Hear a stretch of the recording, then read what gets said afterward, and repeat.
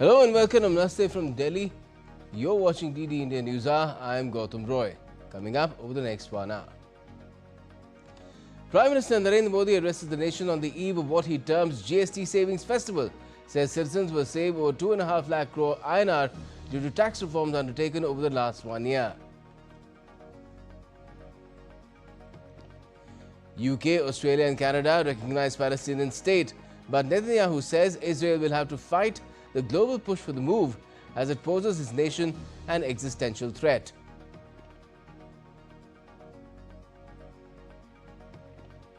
Afghanistan government rejects US President Donald Trump's demand for returning the Bagram air base despite his warning that bad things will happen if it's not done.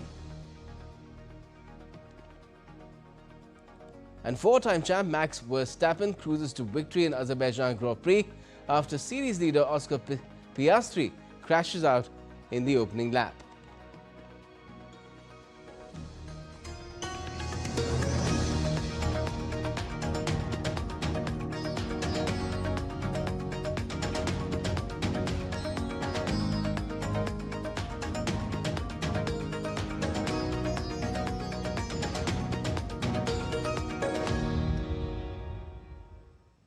Well, Prime Minister Narendra Modi, in an address to the nation on Sunday, remarked that now it is the turn of the poor and the neo-middle class to benefit from next generation GST reforms. The simplified tax structure set to come into force starting Monday brings uniformity across food items with reduced number of tax slabs. The shift to a two-slab system of 5 and 18% removes the earlier 12 and 28% slabs. The PM said it will usher in a new spurt of economic growth. Country is all set to adopt a simplified two-tier tax system from September 22. Under next generation GST reform, a majority of goods and services will be taxed at 5% and 18%. In his address to the nation, Prime Minister Narendra Modi underscored that with lower GST rates, fulfilling personal dreams will become easier for citizens. कल से देश में GST बचत उत्सव शुरू होने जा रहा है। इस जीएसटी बचत उत्सव में आपकी बचत बढ़ेगी और आप अपनी पसंद की चीजों को और ज्यादा आसानी से खरीद पाएंगे। हमारे देश के गरीब, मध्यम वर्गीय लोग, न्यू मिडिल क्लास, युवा, किसान, महिलाएं, दुकानदार, व्यापारी, उद्यमी सभी को ये बचत उत्सव का बहुत फायदा होगा। Prime Minister expressed high expectations from MSMEs and underscored their historic role as the backbone of India's economy. विकसित भारत के लक्ष्य तक पहुंचने के लिए हमें आत्मनिर्भरता के रास्ते पर चलना ही होगा और भारत को आत्मनिर्भर बनाने का बहुत बड़ा दायित्व हमारे एमएसएमईज यानी हमारे लघु, मध्यम और कुटीर उद्योगों पर भी है, जो देश के लोगों की जरूरत का है, जो हम देश में ही बना सकते हैं, वो हमें देश में ही बनाना चाहिए। Prime Minister called for every household to become a symbol of Swadeshi and every shop to be adorned with indigenous goods. PM encouraged citizens to proudly declare their commitment to Swadeshi, I buy Swadeshi, I sell Swadeshi, and stated that this mindset must become intrinsic to every citizen. He appealed to all state governments to actively support the Atmanirbhar Bharat and Swadeshi campaigns by boosting manufacturing in their regions with full energy and enthusiasm. Prime Minister noted that this year the government has gifted tax relief by making income up to 12 lakh rupees tax-free, bringing a substantial ease and convenience to middle-class lives. Highlighting the importance of simplified tax system, Prime Minister called the GST reform adopted in 2017 as beginning of a new chapter in the country's economic history. जब साल 2017 में भारत ने GST reform की तरफ कदम बढ़ाया था, तो एक पुराना इतिहास बदलने की और एक नया इतिहास रचने की शुरुआत हुई थी। दशकों तक हमारे देश की जनता, आप सभी लोग, देश के व्यापारी अलग अलग टैक्स के जाल में उलझे हुए थे। Octroi, entry tax, sale tax, excise, VAT, service tax, न जाने भांति भांति के दर्जनों टैक्स हमारे देश में थे। एक शहर से दूसरे शहर माल भेजना हो तो न जाने कितने चेकपोस्ट पार करने होते थे। Prime Minister also shared a personal memory from 2014 when he assumed office as Prime Minister, mentioning a striking example published in a foreign newspaper. The article described the challenges faced by a company that found it so difficult to send goods from Bengaluru to Hyderabad, a distance of just 570 kilometers, that it preferred to ship the goods from Bengaluru to Europe and then back to Hyderabad. On September 3, the GST Council in its 56th meeting had decided to reduce GST structure from 4 slabs, 5%, 12%, 18% and 28% to 2 main rates, 5% and 18%, along with a 40% special rate for sin or luxury goods. Bureau Report, DD India.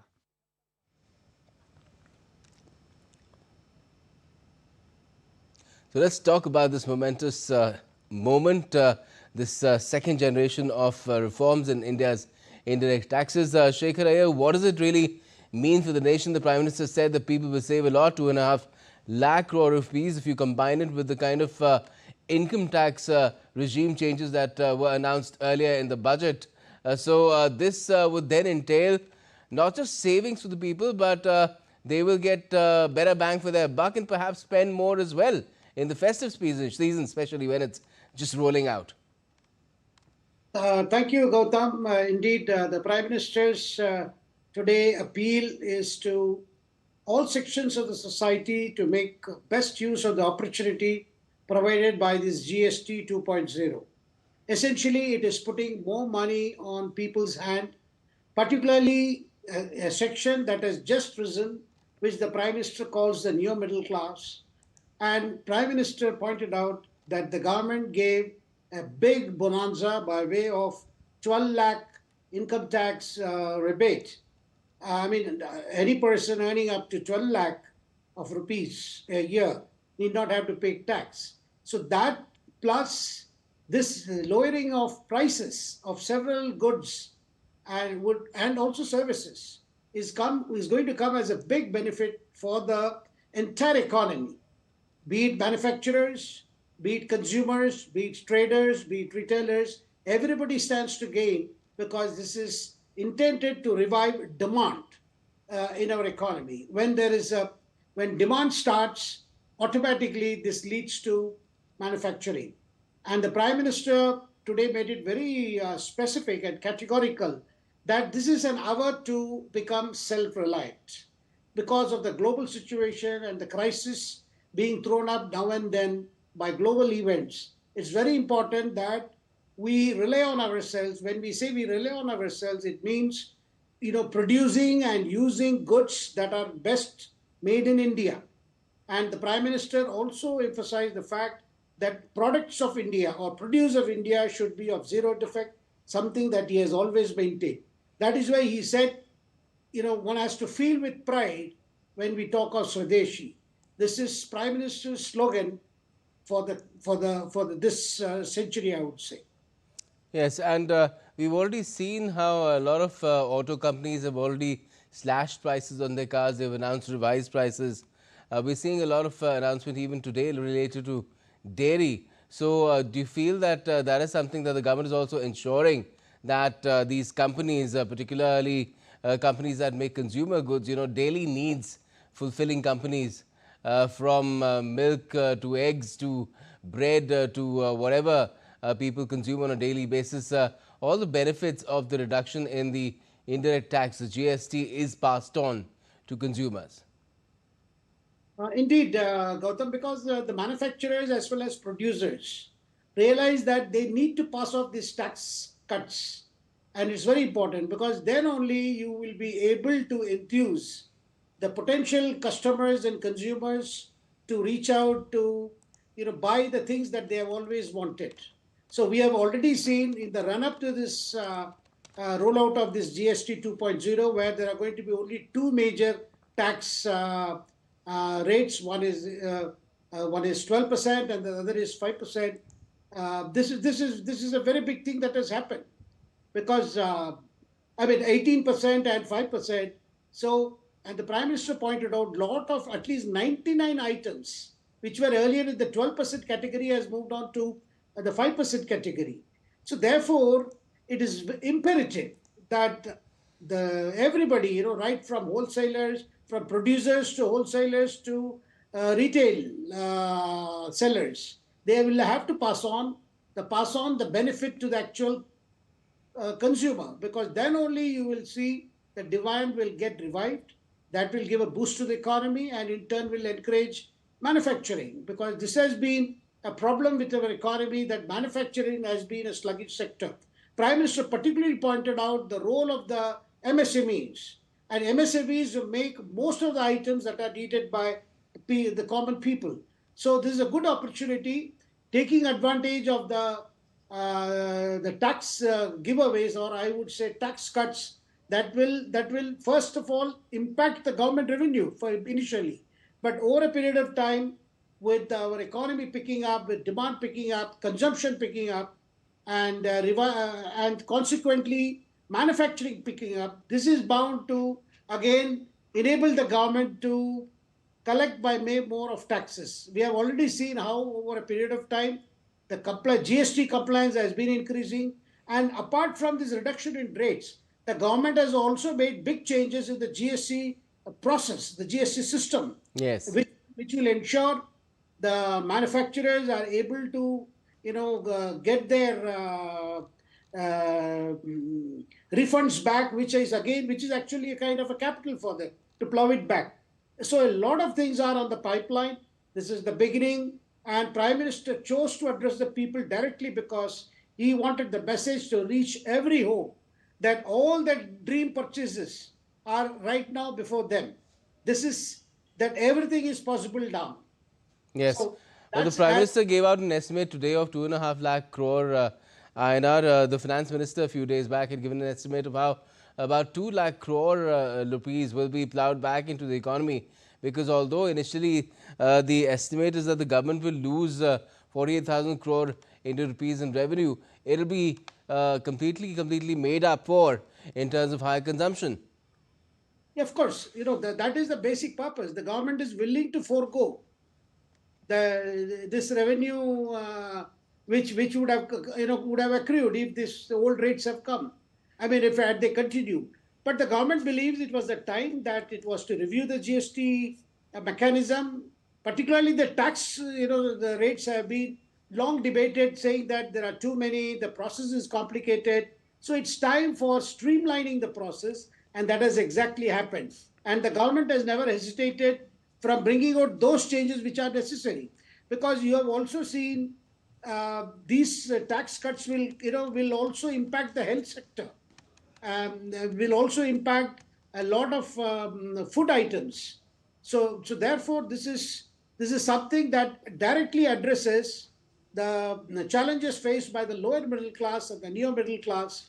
And we have seen how the auto majors, as well as other manufacturers, even cement manufacturers, they have also said how they are bringing effect. And in some cases, Gautam, I must say, manufacturers themselves are willing to observe some price cuts over and above the GST rates, so that the economy gets a boost. Right. And what would you say about those whose appetite seems to have been whetted by this big reform and who are expecting even more? They're dreaming of even bigger reforms in the coming days. Well, you see, the reforms is a continuing process, as the Prime Minister mentioned today. It's not a one-stop thing that you can't say that you have reached a point. It is a continuing process, and in a country, as varied as this and with numerous challenges, the GST Council has been meeting frequently, considering the various proposals. That's why it has happened. Of course, you are hearing some people saying that this should have been rolled out right from the beginning, 2017. I don't think that would have been possible, because when the entire country is switching to a new system of taxation, because as per Prime Minister mentioned today, this GST did away with numerous taxes, toll and tax, and how it affected the movement of goods, across the country. With this GST, what has happened is no more you hear of trucks being held up at borders, at the state borders, because they have to pay octroi, toll, and all that. Now you have a very seamless transportation of goods from the factory to the market, and from the market to the consumer. So this has always been possible because of this system, one nation, one tax. Yes. Yes, there will be more changes in the pipeline. There will be more things that are bound to happen, because government goes by the experience, goes by the feedback, and in consultation with states. You see, it's very important. GST has required center and states to sit down, and even this time the states were a little hesitant to forego revenue, because they thought this would impact them, and they even were first wanting assurance about compensation. Yes.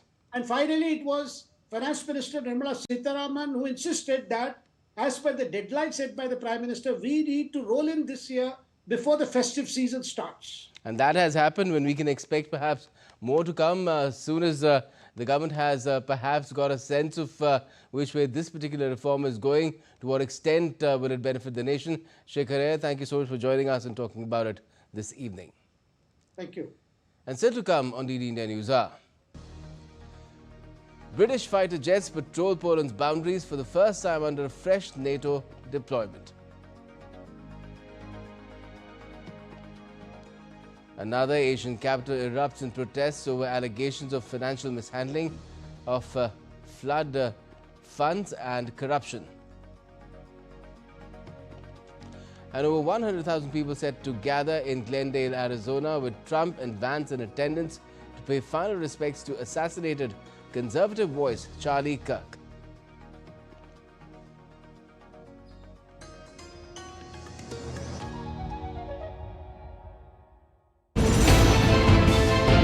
Geopolitics and trade deals. Economic challenges amid development. Hard work and the path to prosperity. It's the economy always. Between walkers, money is what money does and says. Supply creates its own demand. Between the bulls pulls and bears tears. When supply chains globalization and India rises to the podium. We'll get you centered with the Economic Brief at 8 p.m. every Thursday on DD India.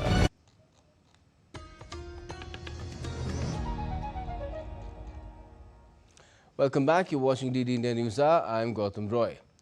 Britain, Australia and Canada on Sunday have recognized the Palestinian state in a seismic shift in decades of Western foreign policy, triggering swift Israeli anger. Portugal was also to recognize Palestinian statehood later on Sunday, as Israel has come under huge international pressure over the war in Gaza, triggered almost 2 years ago by the 7th of October 2023 Hamas attack. UK's Prime Minister Keir Starmer announced Britain's formal recognition of the Palestinian state on Sunday. So today, to revive the hope of peace and a two-state solution, I state clearly, as Prime Minister of this great country, that the United Kingdom formally recognises the state of Palestine.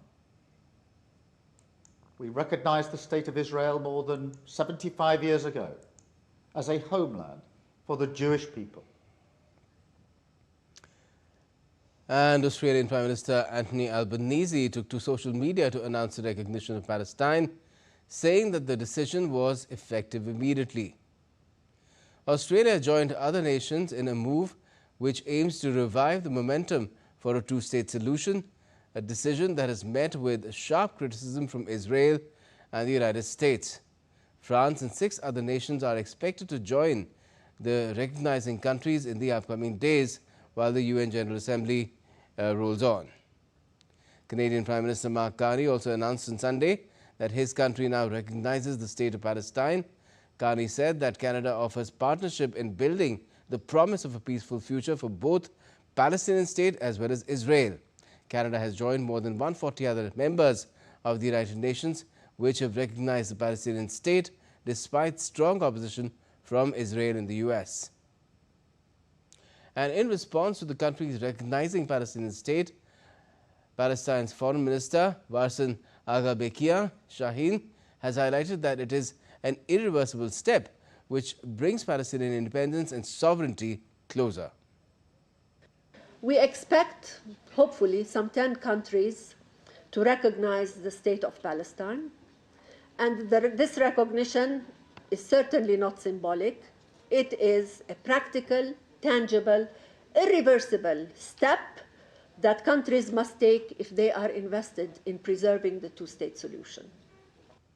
Meanwhile, Israel's Prime Minister Benjamin Netanyahu stood up against countries recognizing Palestine by reiterating that Israel will have to fight this global recognition push. We will have to fight both at the UN and in all other arenas against the false propaganda directed at us and the calls to establish a Palestinian state, which would endanger our existence and constitute an absurd reward for terrorism. The international community will hear from us on this matter in the coming days. And tensions between Russia and Europe are also intensifying, with NATO stepping up its defenses, Estonia demanding action at the United Nations, and both Moscow and Kyiv escalating strikes on strategic targets. Here's a full roundup of all the developments.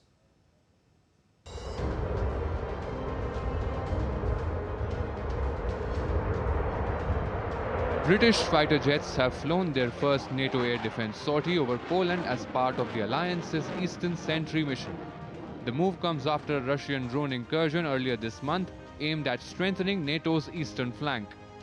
Meanwhile, NATO's North Atlantic Council is set to meet on Tuesday over Russia's violation of Estonian airspace. Estonia has already announced that the UN Security Council will hold an emergency session this week after 3 Russian aircraft entered its skies. In Moscow, the Kremlin dismissed the senior commander who led operations in the early phase of the Ukraine conflict. He will now serve as an aide to Tatarstan's head, tasked with veteran support and welfare. On the diplomatic front, Ukrainian President Volodymyr Zelensky has expressed hope that Washington will announce fresh sanctions on Moscow. His remarks follow the European Union rolling out its 19th sanctions package just a day earlier.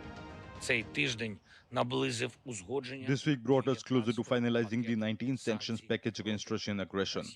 We expect its approval soon. We will quickly synchronize the package in Ukraine. Russia's energy resources are being restricted. The infrastructure of the shadow fleet will face new pressure. Cryptocurrency schemes used by Russia to bypass sanctions will also be countered by Europe. I am grateful that many of Ukraine's proposals have been taken into account in the EU sanction package. Amid all this, Russia and Ukraine reported heavy strikes in the past 24 hours. Russia's defense ministry claimed a massive overnight assault on Ukraine's military, industrial targets with long-range missiles and drones. But Russia also reported civilian casualties in Ukraine's strikes on the Belgorod region. Meanwhile, Ukraine's Air Force released footage of F-16 fighter jets and mobile defense units intercepting drones mid-air. With NATO fortifying its defenses, sanctions tightening, and strikes escalating, Europe finds itself on edge as the Russia-Ukraine conflict spills over into wider regional security. Bureau Report, DD India. Thousands of Filipinos took to the streets of Manila on Sunday protesting a growing scandal over fake flood control projects which allegedly cost taxpayers billions. Despite calls for peaceful demonstrations, clashes erupted between protesters and police, leading to over 17 arrests. The demonstrations held historical significance as well, coinciding with the anniversary of the 1972 Martial Law Declaration, a pivotal moment in the country's history. Thousands of Filipinos protested in Manila on Sunday, angered by a growing scandal involving fake flood control projects. that allegedly cost taxpayers billions. The protests were triggered by President Ferdinand Marcos, highlighting the issue during his July State of the Nation address. Despite Marcos urging for peaceful demonstrations, the anti-corruption rally turned violent.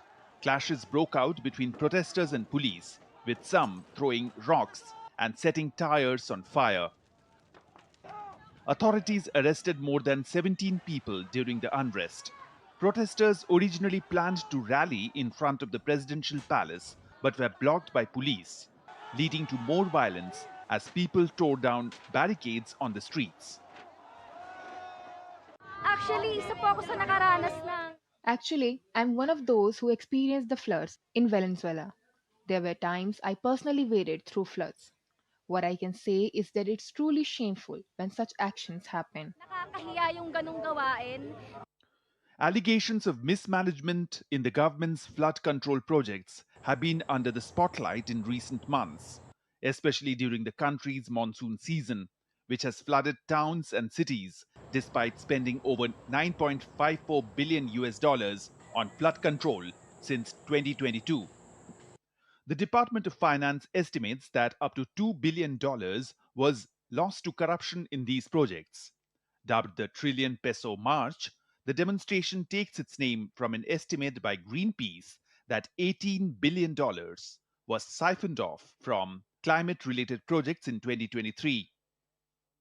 The people are tired, the people are fed up, and the lack of government action on this very long-running issue of corruption requires people to go to the streets and express their outrage in the hope of pressuring government to actually do their jobs, to do something.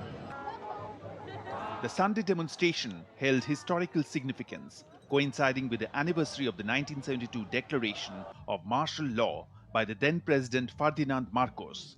The event marked a pivotal moment in the country's history as it was part of a broader people power movement that eventually led to the downfall of Marcos and his forced exile in 1989 amid widespread corruption allegations.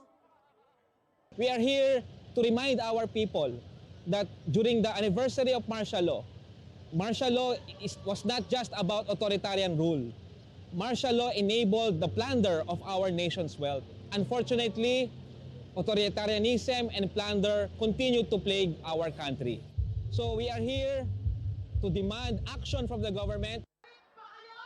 The protests began peacefully with nearly 50,000 people gathering at Luneta Park, followed by a larger demonstration at EDSA, a historical site of the 1986 People Power Revolution in Manila. Protesters, including left-wing groups and families, demanded the return of stolen funds and prison sentences for those involved in the scandal. Rabindra Chauhan's report for DD India. Let's now get you a look at some other stories making news around the world. Now, more than 1,000 fishermen from all over Sri Lanka flocked to Variapola town in northwestern province. The fishermen were armed with rods and bait to participate in a fishing competition. This competition is organized to support conservation of fish typically found at the Dederu Oya Reserve. Hundreds of Parisian waiters raced through the French capital Paris on Sunday, armed with a tray carrying a coffee, water and a croissant, raising awareness of the quintessential role of the café in French culture. The race attracted crowds of onlookers cheering on the contestants. In this race, they were instructed to walk, not run with their trays, use only one hand and not spill or drop any of their contents.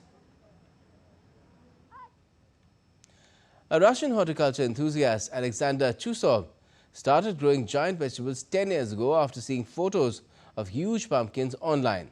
He found special seeds and grew a pumpkin weighing 817 kilograms in 2024. This year, he grew a 969 kg pumpkin, just 31 kgs short of his 1-ton goal. His pumpkins has set a new record in Russia. and hundreds of visitors watched the Oktoberfest parade in Munich, enjoying the warm sunshine. Traditional Bavarian clothes, brass bands and acrobats filled the streets on the second day of the world-renowned beer festival. Locals wore lederhosen and dirndls, celebrating the festival's 190th edition with lively performances and floats.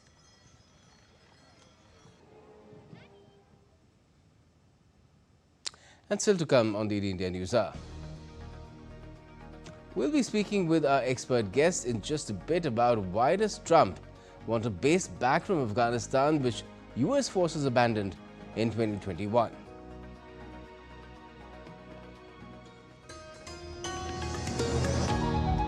The US launched a bombing campaign against Iran. The Philippines vessel suffered structural damage. The saga of child sexual abuse is the United States China's debt trap strategy.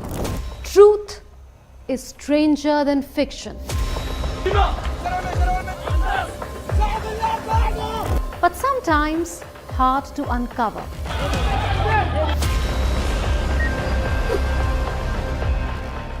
Trust us to tell the truth, unadulterated and pure, of every story that matters to you.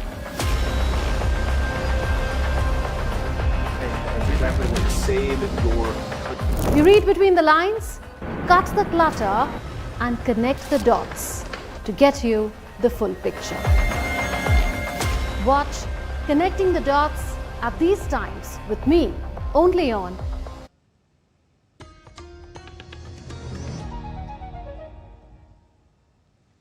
Welcome back. You're watching DD News Hour. I'm Gautam Roy, and before we go any further, another look at our top stories.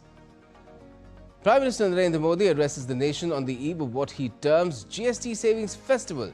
Says citizens will save over 2.5 lakh crore Indian rupees due to tax reforms undertaken over the last 1 year.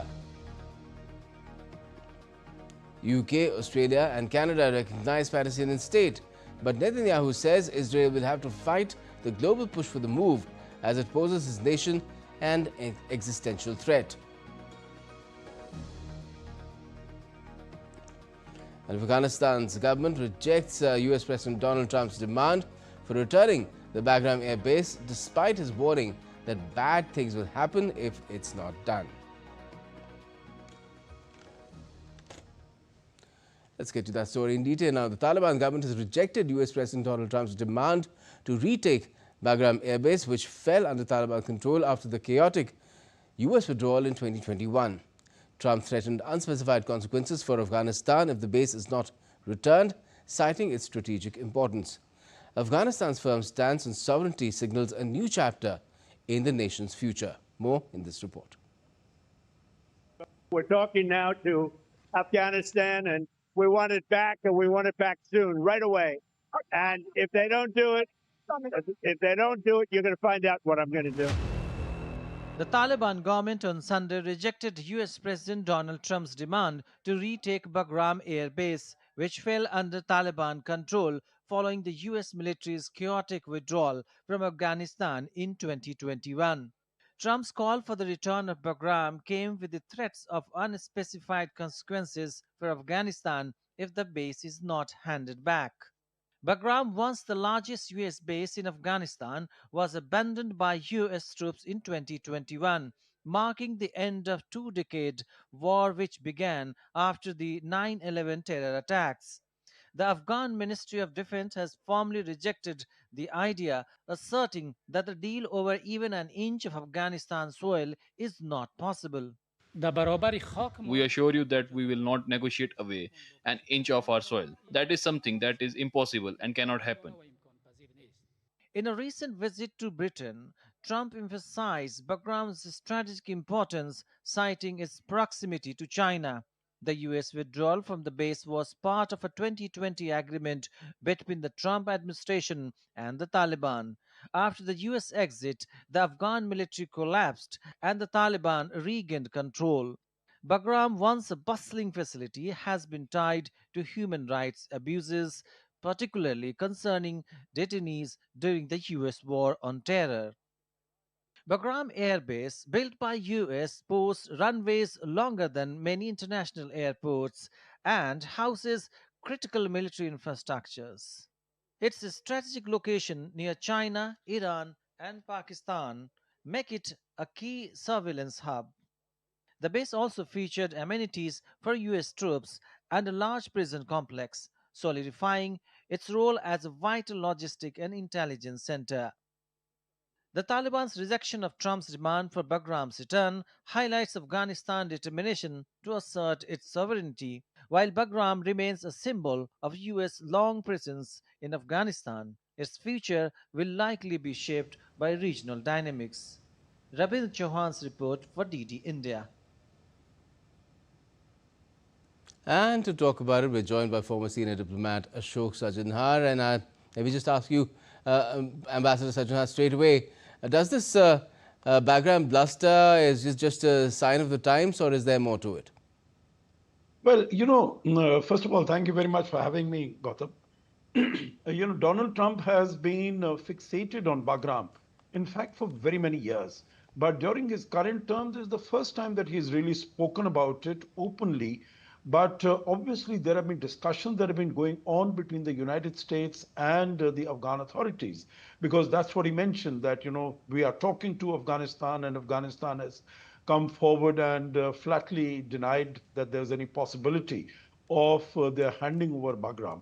So, but he has, he has given indication that he is very serious about it because we know that the United States considers China to be its primary security challenge, and so he thinks that this being so very proximate to the Chinese border, because it's just about an hour's distance away flight from Chinese border, so that it would be a good listening post there. So we'll really have to wait and see, because he has been quite threatening, if I can use that word, in his response to a question when he was visiting the United Kingdom, that we want it and we want it very soon. Otherwise, you are going to see what I'm going to do. He has not, completely rejected the use of military force.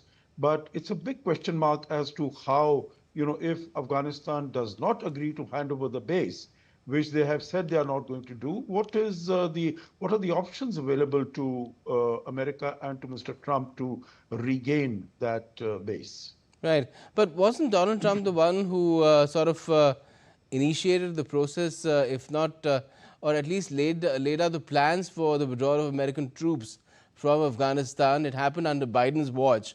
But wasn't it Trump who put all these things in place? Or was the plan then to just withdraw the US forces from Afghanistan in general, but specifically not from Bagram? Well, that is the impression that Mr. Trump would seek to give at this moment, because, he blames Mr. Biden for this disastrous withdrawal in 2021, August of 2021, when they moved the forces out of there. And he says that Bagram was to be retained. But as per the agreement signed in the Doha Accord, signed between the Taliban and the United States, the whole of Afghanistan was to be given back. And of course, it also raises a big question mark that even if the United States were to somehow be able to get, through negotiations or otherwise get control of the Bagram Air Base, how are they going to protect it? How are they going to preserve it? Because it would be open to attacks from ISIS, from Al-Qaeda.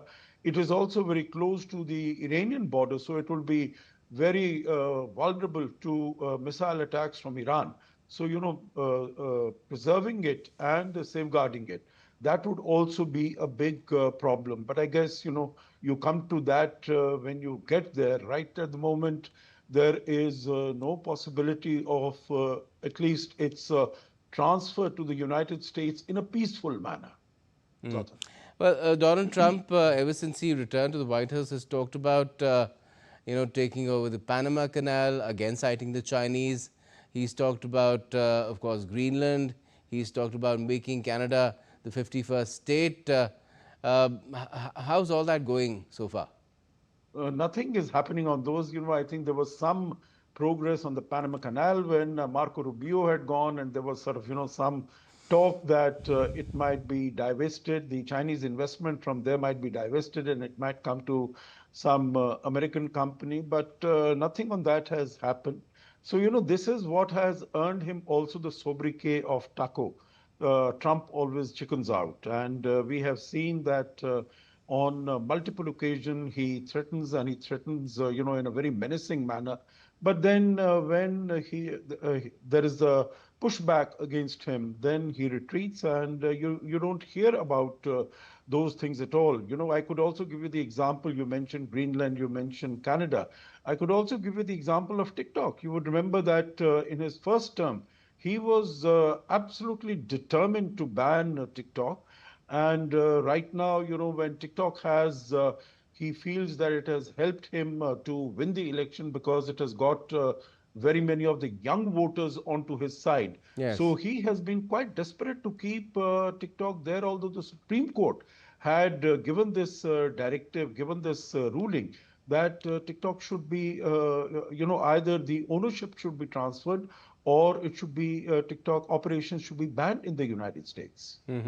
Well, now that the Taliban has said, point blank that we will not return it, it wasn't in the Doha Accord, and it's not going to happen. What are Donald Trump's options? Very few options. Meaning he can threaten, he can rage, and sort of, try to coerce and pressurize the Taliban. But Taliban. More sanctions? Yeah, but what sort of sanctions? They don't have any. They don't have any diplomatic relations either with the United States or with anyone else. They've stopped giving aid also. Yeah, stop giving aid, but I guess, Taliban is quite well established there. And although none of the countries in the vicinity or in the region, except for maybe China, because China has exchanged ambassadors with the Taliban dispensation in Kabul. But all the other countries, although they have not formally diplomatically recognized Taliban, but they are maintaining the diplomatic presence there, and they are conducting the business with them. So I think even if, Mr. Trump were to stop the aid or take some action, because there is, as I was saying, there's no diplomatic relationship. Taliban has said that we are very willing to have normal diplomatic, political, and economic relations with the United States. But of course, there's no question of handing over any part of the territory, an inch of the land to the United States. So, he might undertake this coercive tactics by withholding the aid that goes to Afghanistan from the United States. I wonder whether that's going to have much of an impact, because I'm sure there will be other sources from where Taliban would be able to get funding. And okay, but very quickly, Ambassador, any implications for India in all this? I think we have our relations with the Taliban dispensation have been getting normal. We had also reports that we had invited the acting foreign minister, Mr. Motaki, to India. There has been a meeting of our foreign secretary with Mr. Motaki in Doha some time ago. We have some technical team in Kabul to manage the aid that we provide to the Taliban, basically for the people of Afghanistan. Even after the Taliban came to Kabul in August of 2021, we have been supplying them on a gratis basis for the benefit of the Afghan people. About 50,000 tons of wheat and large quantities of medicines, and also the COVID-19 vaccines had been provided to them. So we would like that there is stability in that region, that there is no disturbance as far as peace and security is concerned. And if Mr. Trump is threatening that one way or the other he is going to get Bagram, then that means that there is going to be some conflict some war that is taking place, and that definitely we would not like to happen in our vicinity. All right. Well, let's see what happens. Right now, the ball is in Donald Trump's court, and we don't really know what he might do with it. Thanks a lot for joining us for the moment to talk about it, Pastor Sajjan Har. Now, let's take a look at some other stories making news around the country as well. Bharat International Rice Conference 2025 will be held in New Delhi at Bharat Mandapam on the 30th and the 31st of October. It's the world's largest rice event with farmers, global buyers and stakeholders. India's Commerce Minister Piyush Goyal informed about the event and described agriculture as the soul of Indian civilization, with rice as the pride of the nation's farmers. The Andaman and Nicobar Command hosted the third edition of the Dweep Diksha Dialogue on Sunday. The event took place at Sri Vijayapuram in the Andaman and Nicobar Islands. This year's theme was evolution of ANC as a strategic hub and beyond. Project Vijayak of the Border Roads Organization celebrated its 15th raising day at Kargil on Sunday, expanding infrastructure projects worth over 1,200 crore Indian rupees as it enters its 16th year. The milestone occasion marked a journey of service, resilience and engineering excellence in some of the most challenging terrains in the world. And still to come on DD India News Hour. Sea of mourning fans throng the Guwahati Sports Complex upon the arrival of the remains of musician Zubeen Garg.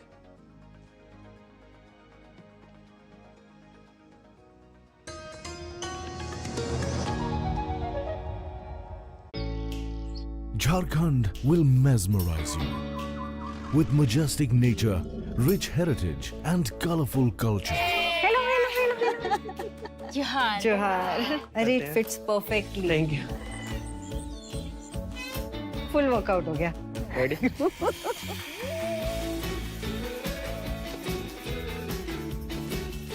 Postcards from Jharkhand on National Geographic.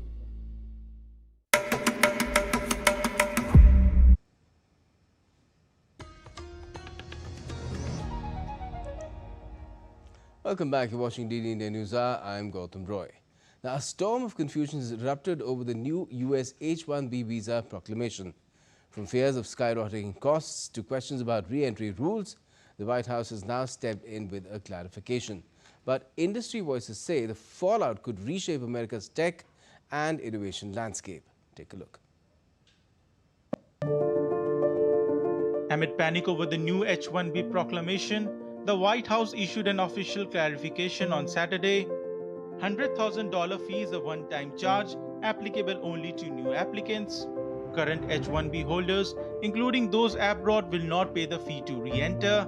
New rule applies only to new visas, not renewals and not current visa holders, while the executive order will first apply in the next upcoming lottery cycle. What this proclamation will do is raise the fee that companies pay to sponsor H-1B applicants to $100,000. This will ensure that the people they're bringing in are actually very highly skilled and that they're not replaceable by American workers. So it'll protect American workers, but ensure that companies have a pathway to hire truly extraordinary people and bring them to the United States. But concerns remain over its economic impact. Experts warn the fee hike could ripple through US industries. 100,000 levy may worsen skilled workforce shortages, forcing businesses to decline projects. 64% of H-1B approvals in financial year 2024 were IT roles. Tech giants may shift operations abroad. Startups and smaller firms will struggle most, limiting entrepreneurship and job creation. Analysts argue the new policy may hurt America more than its global partners, including India. According to Global Trade Research Initiative, policy erodes US competitiveness in STEM talent, while Sajai Singh says the visa escalates costs, disrupts Indian IT business model. According to Cato Institute's David Beer, it's a deterrent to global talent and risks weakening Silicon Valley. While Elon Musk says H-1B is essential to fill talent gaps, policy could drive away the world's smartest minds. US Chamber of Commerce calls it a self-inflicted wound, burdening startups and mid-sized firms. Amid the fee hike, the visa landscape is shifting with demand growing for alternative pathways. L1 visa, This visa is for managers, executives, and employees with specialized knowledge who are transferred from a foreign office to a US branch of the same company. O1 visa. This is for individuals with extraordinary ability or achievement in the sciences, arts, education, business, or athletics. This visa is not subject to an annual cap. TN visa. This is for Canadian and Mexican professionals in specific fields to work in the US under the North American Free Trade Agreement. E1 and E2 visas. This is for nationals of countries with which the US maintains a treaty of commerce and navigation. E3 visa. Exclusively for Australian citizens coming to the US to perform specialty occupation services.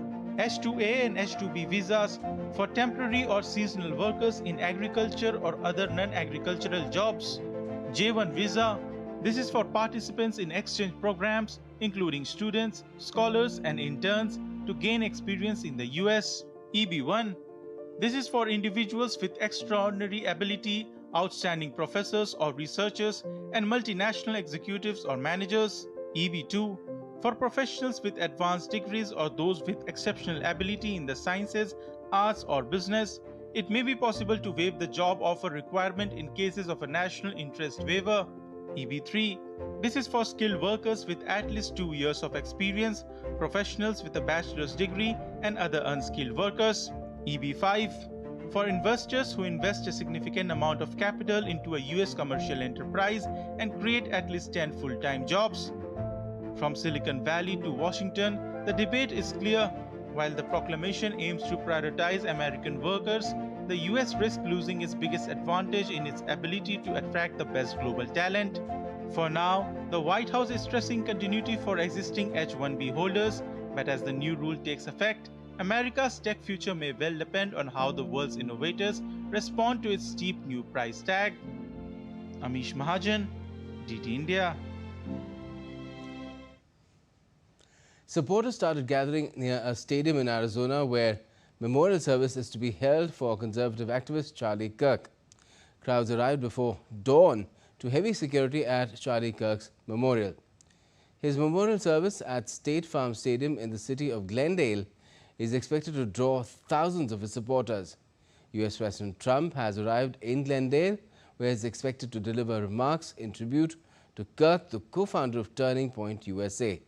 Kirk's widow, Erica, is also in attendance, joined by Vice President J.D. Vance and other prominent MAGA allies. The memorial marks a moment of reflection and solidarity for thousands of supporters, remembering a figure who shaped youth conservative activism nationwide.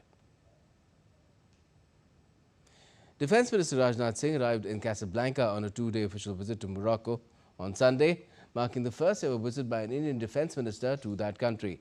The minister was received at Mohammed V International Airport by Head Wali of Military Command of Casablanca and Indian Ambassador to Morocco, Sanjay Rana. The Bharat Pavilion Waves Bazaar was inaugurated on the 20th of September at the Asian Contents and Film Market, held alongside the 30th Busan International Film Festival in Korea. Organized by NFDC under the Ministry of Information and Broadcasting with the Embassy of India, Seoul, the pavilion highlighted India's media and entertainment sector, fostering global collaborations in film, TV, gaming and creative technologies. Attended by international dignitaries, the pavilion remained open till the 23rd of September, till the 23rd of September, spotlighting emerging Indian storytellers and connecting Indian cinema with global markets. Mahole is being celebrated across Bangladesh as an invocation to goddess Durga for the beginning of Durga Puja. The formal period of Durga Puja, running into 10 days, starts the day after Mahole. The festival marks the end of the Pitru Paksh and the beginning of Devi Paksh periods.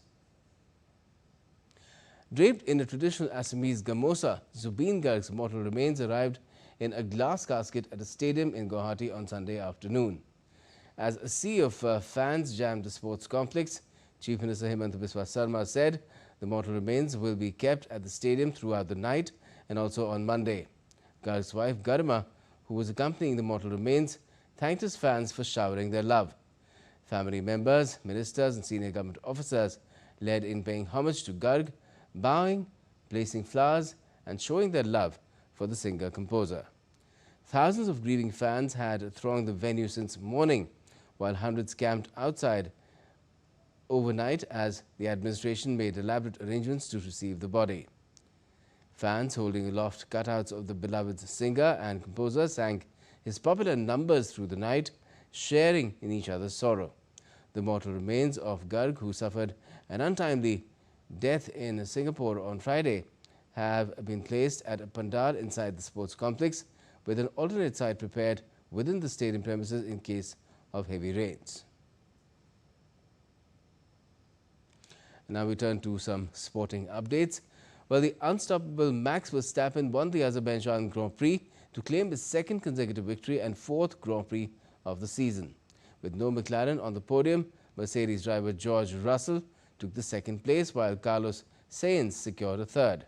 Max Verstappen clinched the 67th win of his F1 career. He reflected on his second win on the trot and said that it has been an excellent couple of weeks for his team. There was no McLaren on the podium, as neither Lando Norris nor top-ranked F1 driver Oscar Piastri finished in the top three. In fact, Piastri had a horrible week in Baku. The Aussie crashed his rebuilt McLaren into a barrier on the first lap itself. The crash came at just the fifth corner of the circuit, when he lost control and buried the front of his car into the wall. His crash brought to an end his remarkable run of 44 consecutive Grand Prix finishes and a 34-race point scoring streak. To make matters worse for the Australian, he was later given a 5-second time penalty for having jumped the start before his crash.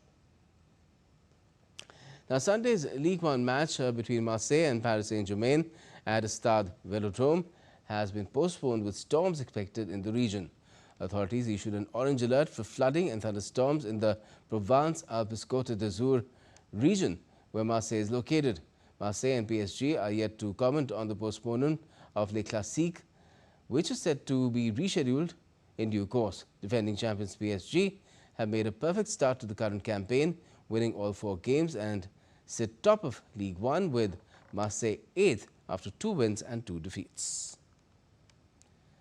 And that's all for this edition of DD India News Hour, but do let us know your thoughts on the news of the day. And for those on the go, you can get all the latest news and updates from India and across the world on DD India's mobile app. It's available on both Android and iOS. Just scan the QR code and download the app. And we'll be back with more news as it breaks here on DD India. I'm Gautam Roy, and from all of us here in Delhi, thanks for watching DD India News Hour.